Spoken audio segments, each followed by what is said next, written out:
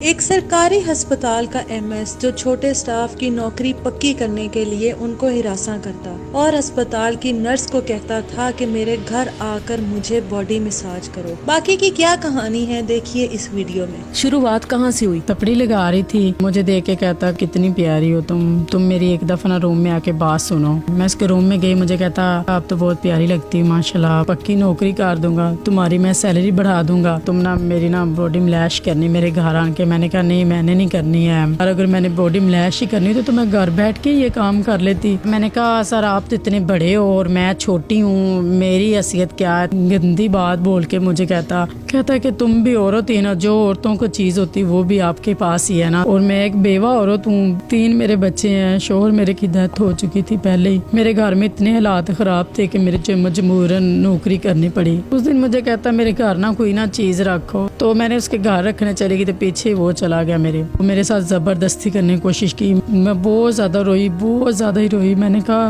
अल्लाह मियाँ किसी को ना मजबूरियां ना पा दे, किसी को ना बेवा ना करे। बस इतना ज्यादा मिस किया अपने शोहर को कि बे अगर तू ना चाहता तो मेरे साथ कभी ऐसे ना होता, जैसे मैं मजबूर थी। मेरा शोहर नहीं है, मेरे 3 बच्चे हैं, मैंने अपने बच्चों को तो पालना ही था ना। मैंने सोचा यार खुद हिम्मत करती हूँ, खुद कमाती हूँ, पर मुझे ये नहीं पता है कि बाहर के बड़े लोग ऐसे होते हैं। अस्सलाम वालेकुम, आप देख रहे हैं लीडर टीवी और मैं हूं एनी फैसल, और आज मैं मौजूद हूं चुनिया में। मेरे साथ जो लड़की बैठी है, 3 बच्चों की ये माँ है और ये बेवा औरत है। नौकरी करने के लिए जाती थी एक सरकारी हॉस्पिटल में एज अ स्वीपर, लेकिन वहाँ के एमएस को शायद कहीं पर भी आप चले जाएं, किसी भी इदारे में आप चले जाएं, वहाँ पर इंसानों से ज्यादा इस तरह के लोग मौजूद हैं जो हर वक्त औरत को खाने के लिए, औरत को नोचने के लिए बैठे हैं। औरत की अगर किसी मजबूरी से कोई औरत अपने घर की दहलीज से निकल आई है अपने बच्चों को पालने के लिए या किसी और मजबूरी की वजह से, तो उसका हर उस इदारे में सर्वाइव करना मुश्किल है जिस इदारे में भी वो चली जाए। ये एक सरकारी हॉस्पिटल की बात हो रही है। एक एमएस डॉक्टर का एक स्वीपर को नहीं छोड़ा, तो क्या उम्मीद आप कर सकते हैं कि क्या वो अपनी को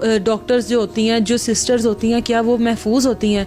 लेकिन हिम्मत किसी किसी में होती है कि इस तरह से सामने आकर किसी बाअसर इंसान के लिए कोई आवाज उठाए। ये हिम्मत इस लड़की ने की है।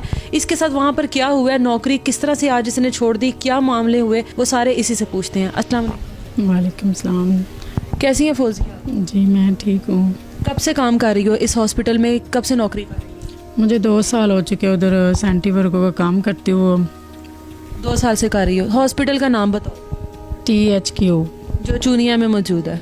अच्छा, ये 2 साल में कभी आपके साथ कोई इस तरह का मामला नहीं हुआ? क्योंकि 2 साल से कर रही हो, कोई डॉक्टर, कोई एमएस तब्दील होते रहते हैं, कभी ऐसी कोई हरकत हुई आपके साथ? नहीं, कहीं भी नहीं हुई। मुझे किसी ने भी नहीं कुछ कहा, ना डॉक्टर ने किसी ने कुछ कहा, ना एमएस ने कुछ कहा। 2 एमएस चेंज हो चुके हैं, किसी ने भी मुझे कुछ नहीं कहा। इस एमएस को आए हुए कितनी देर हो गई? 2 महीने हो चुके हैं। और इसका नाम क्या है? राय बिलाल।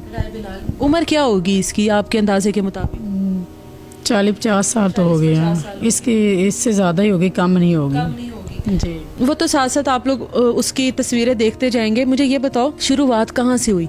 2 माह पहले ये हॉस्पिटल में आया, कैसे आपका सामना हुआ इसके साथ और कैसे शुरुआत हुई इस सारे मामले की? मैं इंडोर में गली में तपड़ी लगा रही थी। हॉबीज होती हैं। हाँ, तपड़ी लगा रही थी, तो मुझे देख के कहता इस वेट कितनी प्यारी हो तुम मेरी एक दफ़ा ना रूम में आके बात सुनो।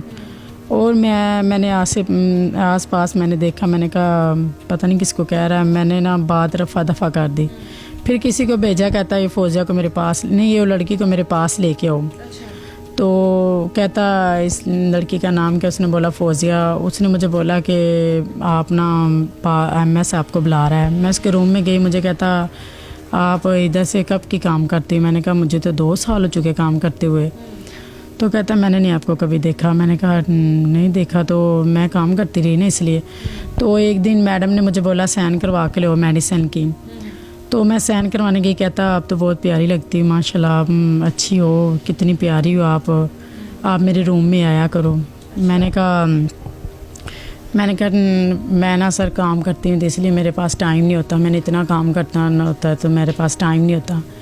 तो 3-4 दफ़ा ऐसे मैंने ना बात को घुमा दी। मैंने कहा ऐसे ही पागल जो है, इसने ना बहुत सारी लड़कियों को तंग किया हुआ। तो मैंने कहा ये पागल ही है। और भी लड़कियों को तंग किया हुआ था इसने? बहुत ज़्यादा कंप्लेन बहुत सारी लड़कियों ने दी हुई है। कभी इसके खिलाफ एक्शन नहीं लिया किसी ने? नहीं, किसी ने भी नहीं लिया।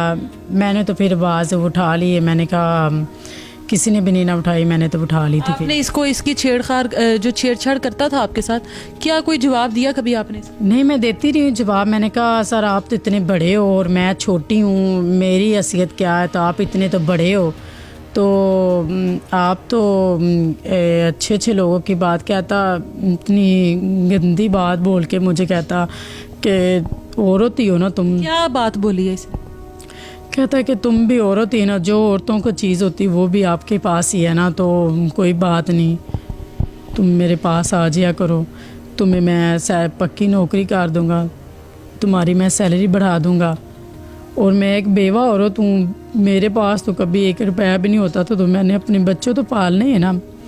3 मेरे बच्चे हैं, शोहर मेरे की डेथ हो चुकी थी पहले ही, मेरे घर में इतने हालात ख़राब थे कि मेरे मजबूरन नौकरी करनी पड़ी। मुझे आपको कहता क्या था घर आने के बाद, क्या करने को कहता था? कोई इस तरह की कोई फरमाइश उसने की हो आपसे?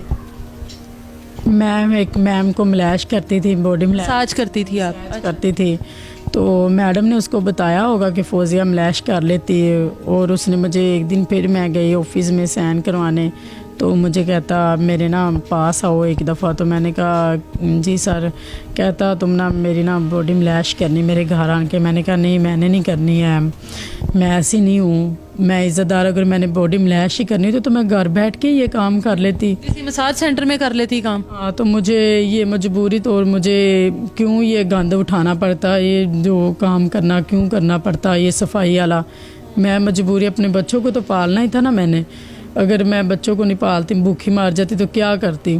कुछ इसको कहा नहीं कि मैं औरतों को ये सर्विस देती हूँ और उससे मैं मुआवजा लेती रही हूँ आप उस औरत से? आपने इसको कहा नहीं कि तुम मर्द हो, किसी मर्द के पास जाओ? मैंने बोला, मैंने कहा मैं औरतों की करती हूँ और तुम मुझे पैसे देती है, मैंने मर्दों को कभी नहीं की, मर्दों को मर्द ही करते हैं, मर्दों को औरत नहीं करती हो। तो तुम तो कहता नहीं मैं तुम्हें नौकरी पक्की दिला दूँगा, और मैं फिर तंग आ चुकी थी इससे बहुत ज़्यादा। तो आखिरी बार जो आपने इसके खिलाफ कंप्लेन की है उस दिन क्या हुआ था? उस दिन मुझे कहता मेरे घर ना कोई ना चीज़ रखो, तो मैंने ना उसके घर ना कोई, घर पास ही था वहाँ पे हॉस्पिटल में? हॉस्पिटल में रूम लिया हुआ उसने, क्वार्टर जो मिलते हैं इनको। अच्छा, वही लिए हुए। तो मुझे कहता मेरे ना घर जो, तो मेरे घर जाके ना ये कुछ चीज़ें रखो। तो मैंने कहा बड़ा अफसर है, मैंने तो काम करना है, मैं नौकर जो हूँ, तो मैंने तो बात माननी ना उसकी। तो मैंने उसके घर रखने चली गई, तो पीछे वो चला गया मेरे, तो मेरे साथ ज़बरदस्ती करने की कोशिश की, मैं अपनी जान छुड़ा के भाग के आ गई। तो इतना ज़्यादा मैं बहुत ज़्यादा रोई, बहुत ज़्यादा ही रोई। मैंने कहा अल्लाह मियाँ किसी को ना मजबूरियाँ ना पा दे, किसी को ना बेवा ना करे, बस यही मेरी ख्वाहिश है। हर किसी की बहन हो, बेटी हो, किसी की भी हो ना, उसका ना शोहर ना फौत होए। जो भी होता है ना, शोहर की बात होती है, जैसा भी हो ना शोहर, वो शोहर ही होता है।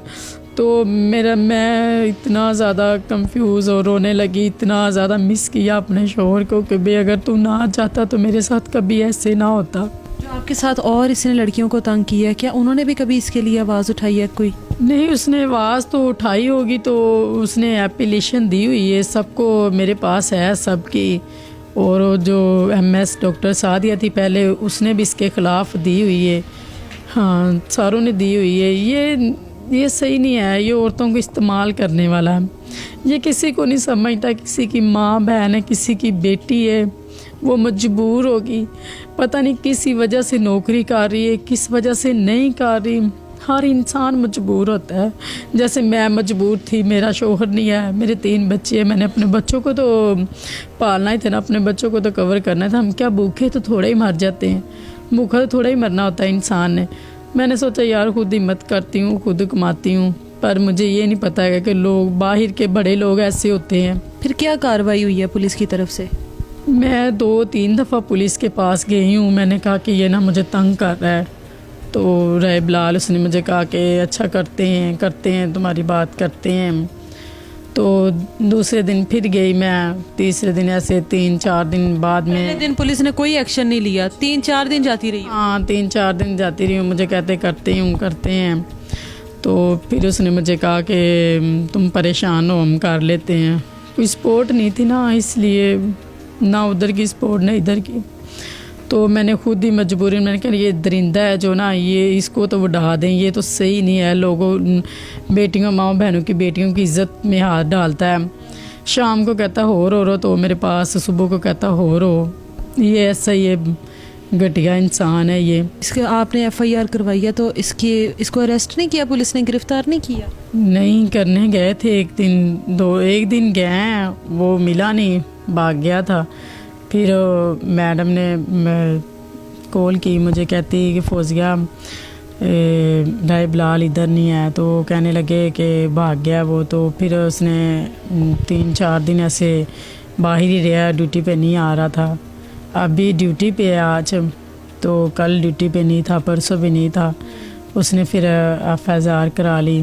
13 तारीख अब हमारी डेट पड़ी। जमानत करवा ली उसने अपनी, बाहर से जमानत? बाहर से जमानत करा ली। 13 तारीख पड़ी है हमारी। मुझे ना धमकियाँ मिल रही हैं, अब बाहर आई तो इसको मार देंगे, ऐसे कर देंगे। 3-4 दिन हो गए घर ही बैठी, की तरफ से धमकियाँ आ रही हैं? घर ही बैठी हुई हूँ, 3-4 दिन हो गए।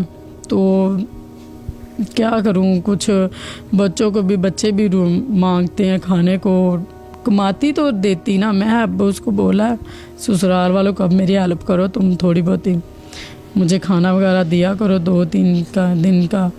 वो मुझे कहते हैं हम क्या करें, हमारे खुद के बच्चे हैं छोटे, तो हम क्या करें।